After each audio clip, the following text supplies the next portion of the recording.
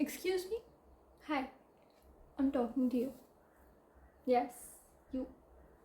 And I basically want to talk about why you're not living your dream life yet.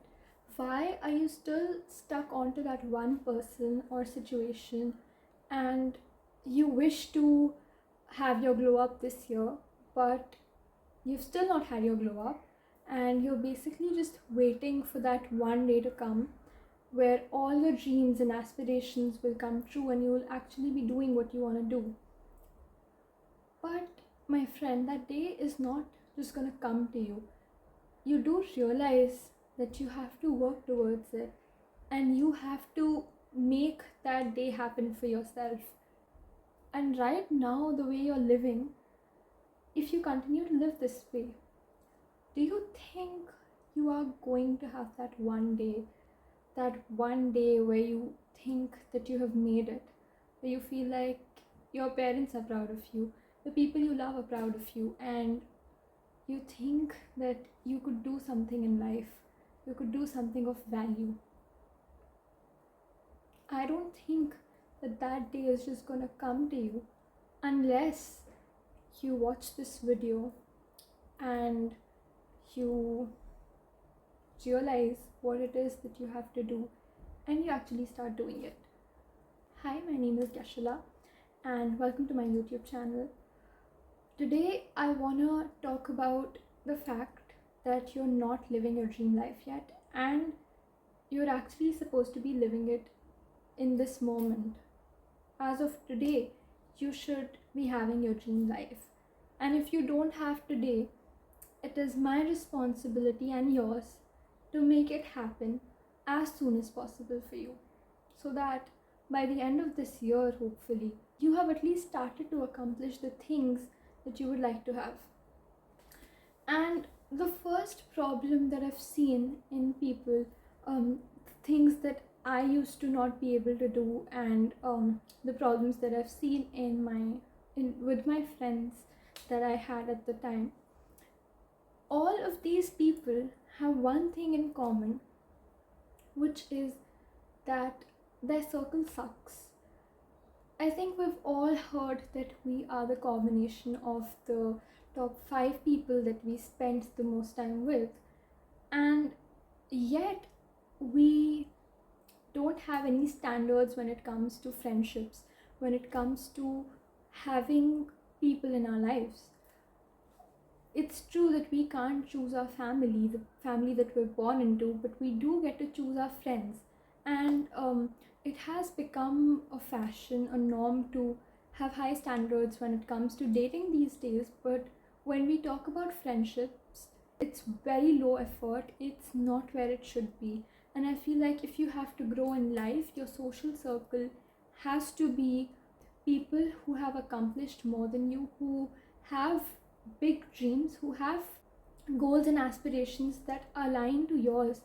Because let's say, and I think this is the most common example that I can see, if you are friends with people who don't study and your goal is to score really well in your upcoming exams, you really think you're gonna be in that social circle and accomplish that. What I'm trying to tell you is that those people, you're gonna basically just see, even if you work hard, you're gonna look at your group of friends and you're gonna see that they're not doing anything, and so nothing is giving you that push to do more and to be better than the rest, because you're already better than them. You have no competition when it comes to you. And yeah, you don't have to feel competitive when it comes to your friends, but at least they have to inspire you. When you look at them and you see their life just going by and they're not really doing anything to accomplish, they don't really have any goals. You're either going clubbing every single week or you're going to cafes and just passing your time. You surely think you're going to grow if you're surrounded with that social circle, with that set of friends?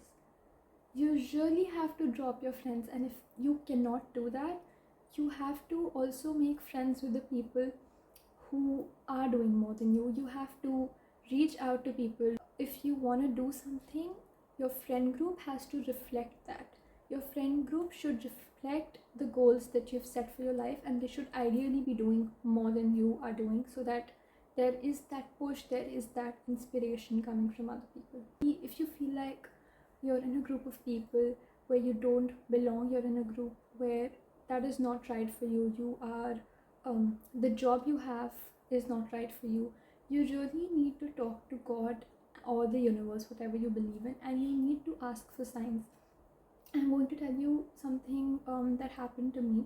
So I was with this person, and I felt like it was not a match that was right, that I shouldn't be with this person, and there was nothing wrong that they were doing, but I still felt like they were not the right person for me to spend my time with. And actually, they were doing really well in their life, they were really working hard, but it's just something my intuition was telling me that I should not be with this person, and I really couldn't understand why. I spoke to my mom about it. She told me that she feels the same, and I still felt like, but they haven't done anything wrong, so why am I sabotaging it, right? Any relationship or any friendship, if they haven't done anything wrong, if everything is going well, then what's the issue? So like any other person would, I continued spending time with them and talking to them, but I asked God to show me a rabbit. I asked for something really random that I wouldn't be seeing every single day. So I just asked God to show me a rabbit if they were not the right person for me. And that day itself, I saw the reference of rabbits, or the picture of a rabbit, or a rabbit just popping up on my Instagram feed, or when, like, I just saw a rabbit everywhere I was going to. And I still didn't believe that sign, because I thought that if you're trying to see a red car, all you're going to see is a red car. So that's what I went with, and I thought that maybe this is just happening because my subconscious is noticing a rabbit, and that's just happening, and this really makes no sense. And the next time I met that person, like, it was a group of people, and I was just standing there, and I was I was eating with that person, and I just looked up, and there was this big board that just read rabbit, like in big block letters. I could see rabbit written there, and till that point of time there was nothing wrong that had happened. So I still didn't believe it. It was there somewhere in the back of my mind, and what I could think was, maybe the situation and we as people, maybe the sign just means that we are not meant to be together, that hope like in the future we won't be with each other, we'll be doing our separate things. But never could I imagine that there was anything wrong that was going to happen. And so I ignored the signs. I asked for signs, but then I ignored them. And when time came, I could see what was happening. See, your loved ones, they really care about you, and some of them are spiritually very connected. So I'm sure that everyone has that someone that they really trust. And if all your loved ones, if all your friends, if everyone is telling you that you should not spend your time with a certain someone, then there's maybe something right. Maybe there is something that they can see that you can't see, because you're in that zoomed in picture, zoomed in mode right now, where you can't see what the entire picture is, but other people can. And exactly the things that my mom was telling me would happen later on happened. And I was shocked, because I could have never imagined, when my mom was telling me, I did not believe her, because there was nothing wrong that I could see in them. But if everyone is telling you that you should not spend your time with someone, with a particular person, you should not continue your relationship or your friendship with that person, you should not do that. And the most important thing, if your intuition is telling you something, it just doesn't feel right when you spend time with them. You always feel like you're doing something wrong, not as not like morally wrong, that's another thing, but you always feel like it's not for you what you're doing, and you're not doing the right thing. by talking to them, and every time something just feels off, and something is off, and you have to start listening to your intuition. You will eventually learn that um, if you don't listen to other people when they tell you this, you'll learn this the hard way. So it's just better to trust your intuition right now, because it's the divine, it's your soul telling you that something is not right, and they are trying to protect you. Your angels, your spirit guides, God, whatever you believe in, the universe, they are trying to protect you, and they are trying to keep you away from the trauma. And if someone or something is not meant for you, they are gonna go from your life. If you have already realized it and you don't remove them from your life, you don't cut them off, you don't put an end to that friendship or relationship, God or the universe is going to do that. And that's mostly going to be in ways that you won't like. That's gonna feel like a tight slap when that happens, because otherwise you're not going to listen. You were anyways not listening to your intuition and all the signs that God was giving to you. And so when you choose to not listen, you're going to have to learn the hard way that they're not the person for you, and what is not yours is anyways going to go from your life. So it's better for you to yourself walk out of that situation or that relationship. So trust your intuition more than anyone else. So that's about that. Another thing is, a lot of you waste your time doing things that are doing no good for you. You really think that watching Netflix for an hour or more, I mean, nobody watches it for an hour. Everybody spends their entire weekends watching Netflix or these reality shows, television, going for movies, going to a cafe with your friends very often. I mean, every once in a while it's okay to take a break and to recharge and to feel good and, spend time with friends. But if you are doing things that are not going to grow you, then you are not going to grow. Do you really think that all of a sudden this change will happen and you'll be another person one day who has achieved every single thing, when you don't even do anything to get there? You think someone is coming to save you, or something is going to happen that's going to just change your life. Such things do not happen. You have to ensure that you are becoming the person that you want to become. And if you waste your time, let me tell you, if you waste your time right now doing things that are not growing you, when time has passed and you're 80 on your deathbed and you have not made it, the only regret you're going to have when you look back in time is that you didn't even try. The only regrets people have is when they haven't even tried. It's okay to have tried and failed multiple times, but you had dreams and you didn't even go for them. There were things you wanted to accomplish, there were things you wanted to achieve. You had vision and you didn't do anything about it. What a waste. What a waste your life has been. Don't be 80 and have this regret. My dad tells me the only two people that should be proud of you is the 8-year and 80-year-old versions of you. Those are the only two people that you need to make proud. If they are proud of you, you have lived your life well.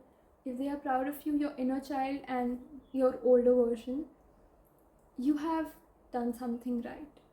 But if you are wasting every single day of your life, if you're stuck in relationships where you are constantly getting abused and getting cheated on, and you don't choose to walk away,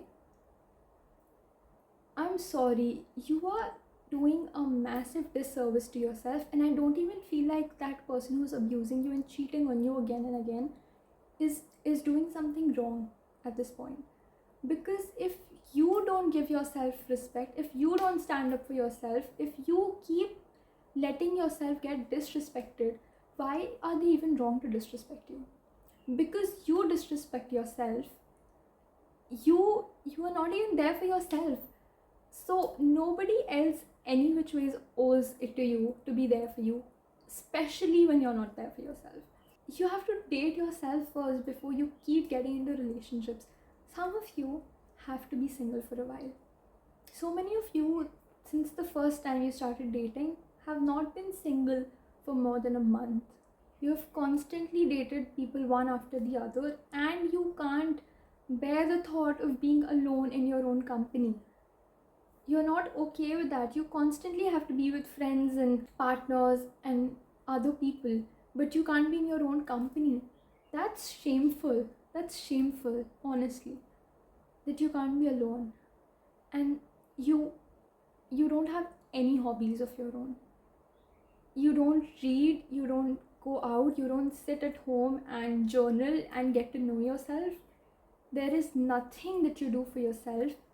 And some of you are simply wasting your life by going out every single week, wasting your parents' money, going clubbing, drinking excessively, hooking up with God knows how many people, being in relationships where you're getting abused, where they do not respect you, and not doing anything for yourself. At this point, nobody even has to give you that respect because there's nothing that you are doing for yourself. You don't even care about yourself for other people to care about you. You're doomed at this point. Do you realize that? Do you understand? You're letting your life just slip away. What are you doing, my friend? What are you doing? You really need to zoom out for a moment and see what you are doing. You think your parents have messed up your childhood and that trauma has continued and it's their fault, or a partner's fault for cheating on you, for doing you wrong. Okay, it could be their fault and they could be the reason you are the way that you are. But at the end of the day, it's your responsibility to ensure that you're not a hot mess.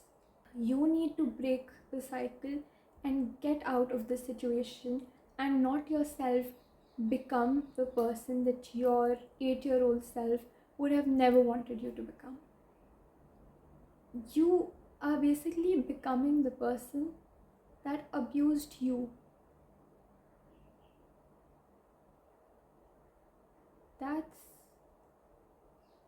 You're committing a crime then.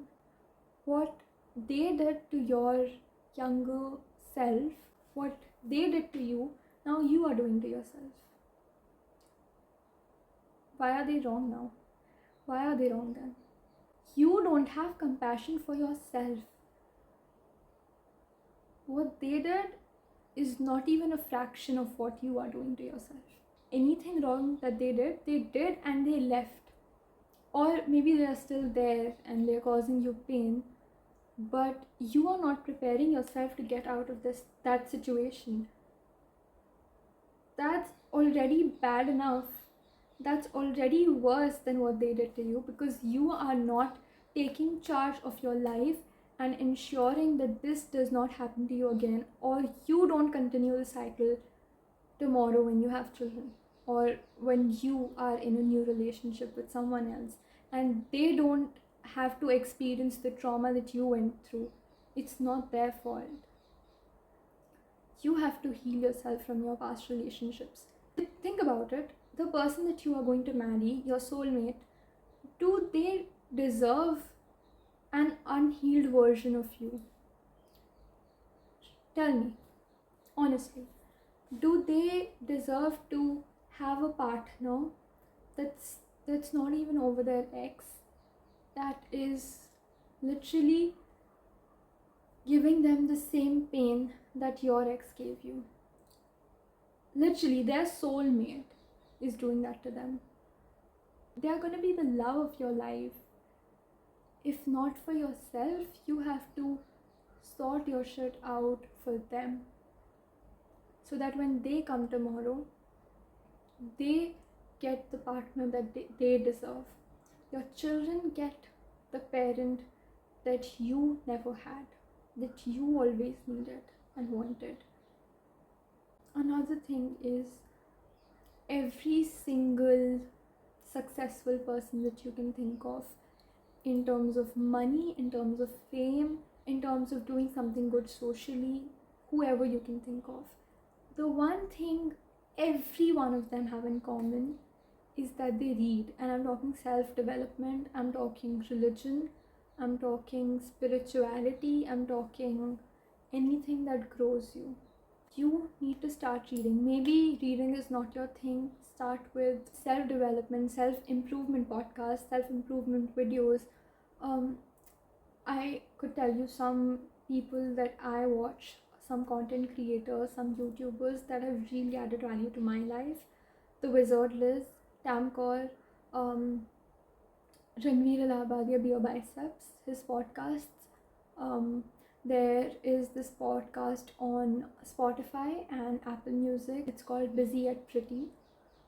Tamkor's podcast, Self Obsessed. Oh my god, it's chef's kiss. It's amazing. As well, I listen to Premanandji Maharaj from Vrindavan. He talks about Krishna and Radharani, and I mean, obviously there's a lot of spiritual conversations that happen, but also it's also about being in discipline. It's also, if you're really sad, if something wrong has happened, if you're in your rock bottom, how to feel better. He talks about that, and it is honestly therapeutic.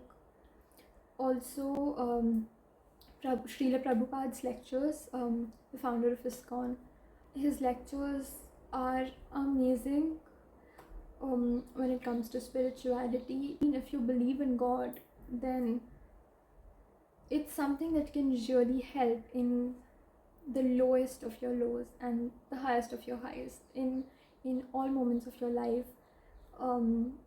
Spirituality is something that really helps, and it helps to listen to devotees of the Lord tell you about them and tell you how to get closer to God. So it's something that really adds to your personality. It evolves you as a person. You become, your perspective, your take on life is so much different than the rest of the crowd, and that really makes you charismatic. It's something that people notice and they value in people, and it's a very, very rare gem to find. Also, you need to have a relationship with yourself if you want to have a dream life.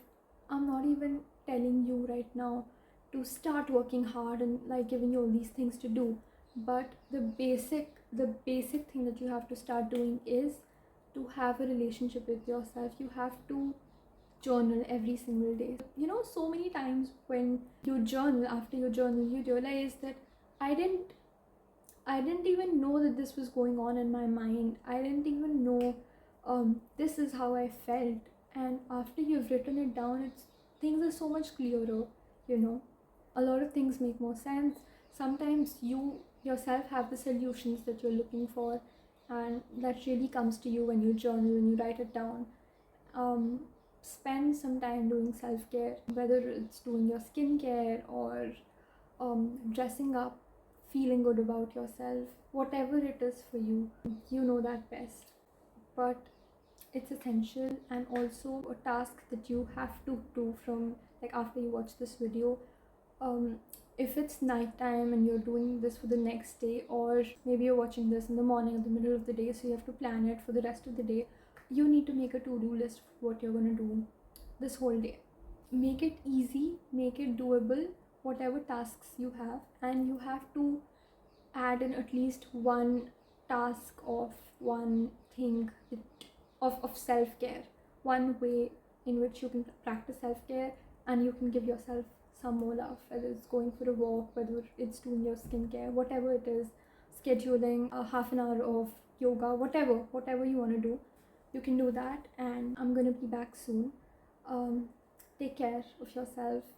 give yourself a lot of love. I love you guys, and I'll see you in the next video. Bye guys.